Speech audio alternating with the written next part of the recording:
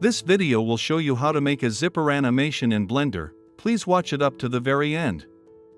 When you open Blender, first press Tab to go to the Edit mode. Click on this X to go to a side view and press S then Z then 0.5 to scale it down by 0.5. Click on this Z to go to a top view, then press Ctrl or then right-click to add an edge loop here. Click here to switch to X-ray visibility, then select these vertices here. Press G then Y then 0.4 to move them forward by 0.4. Press Ctrl R again, then click and right-click to add an edge loop here. Select these two corners, then press S then X and scale them along the X up to this level. Press Ctrl or then 0.4 to add an edge loop here. Come to this side as well, then press Ctrl or then -0.4 to add an edge loop here. Press Ctrl R again, then -0.5 to add an edge loop here as well. Now select these vertices, then press G then Y and move it somewhere here. So get out of the top view and deactivate this X-ray visibility, then press 3 to switch to face selection. Select this face, then hold Ctrl and click on this face 2 to select these faces. Press Delete, then select Faces to delete the faces. Select this face, then hold Ctrl, then click on this face 2 to select these faces. Press Delete, then select Faces to delete the faces. Now press A to select all faces, then come here to Face, then select Extrude Faces along normals. Press 0.1 then enter and come down here and click on this drop down arrow, then click on this box on even offset. Select this face and hold Shift, then select the following faces. Now go to Edges, then select Bridge Edge Loops. Now press Tab to go back to the object mode. Come to the modifier properties, then click on Add Modifier and go to Generate, then add a bevel modifier. Increase the segments to 3, then reduce the amount to 0.02. Now that the slider is done, let's model the teeth. Press Shift to then go to Mesh and add a cube. Click on this Y to go to a side view, then press Tab to go to the Edit mode. Press S then 0.5 to scale it down by 0.5. Press G then X then 0.5 to move it this side along the X by 0.5. Now press S then Z then 0.7 to scale it down by 0.7. Press S then 0.8 to scale it down by 0.8. Select this face, then press E then 0.2 to extrude it by 0.2. Press S then 0.7 to scale it down by 0.7. Press E then 0.3 to extrude it by 0.3. Press E again then 0.2 to extrude it by 0.2.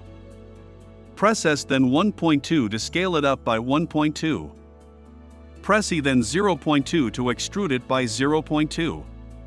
Finally press E and extrude it up to somewhere here, then press S to scale it down. Now press A to select all, then press S to scale it down up to that level. Press G then X and move it up to this point. Press S again to scale it up to this level. Now press Tab to go back to the object mode. Come to the modifier properties, then click on Add Modifier, then go to Generate and add a bevel modifier.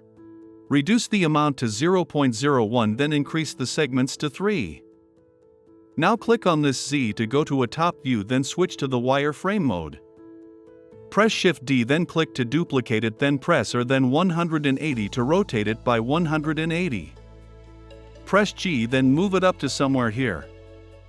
Now select this tooth, then come to the modifier properties and click on Add Modifier, then go to Generate and add an array modifier. Under Relative Offset, click on this X factor and reduce it to 0. Now come to the Y factor and increase it to 1.7. Select this tooth as well, then go to the modifier properties and click on Add Modifier, then go to Generate and add an array modifier. Under its relative offset, click on this X factor and reduce it to 0, then reduce this Y factor to -1.7 as well. Now you can switch back to the solid view. Come back to the modifier properties and increase this array count to a number of your liking. Select this other tooth and increase its array count to the same number as the first one. Now if you click on this Z, then come to the modifier properties, you can see that the zip pattern is formed. Select this teeth, then come back to the modifier properties, then click on these drop-down arrows to minimize on these modifiers. Click on Add Modifier, then go to Deform and add a Curve modifier. Press Shift to then go to Curve and add a path. Come down to its Settings panel and change its Z rotation to 90. Now select this teeth again and come to the modifier properties, then click here on Curve Object and select the NURBS path. Select this curve, then click on this Z and press G, then X, then 0.5 to move it up to this point along the X. Press Shift D, then X, then -1 to duplicate it up to this point along the X. Now select this other teeth, then come back to the modifier properties, then click on these drop-down arrows to minimize on these modifiers.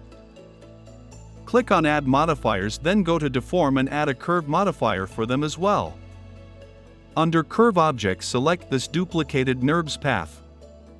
Now click on this Z to go to a top view, then select this NURBS path and this one, then press Tab to go to the Edit mode. Click on this icon to switch to wireframe view, then select this point and press G and move it up to this level. Select this one too, then press G and move it up to somewhere here. Now select these points, then right-click and select Subdivide.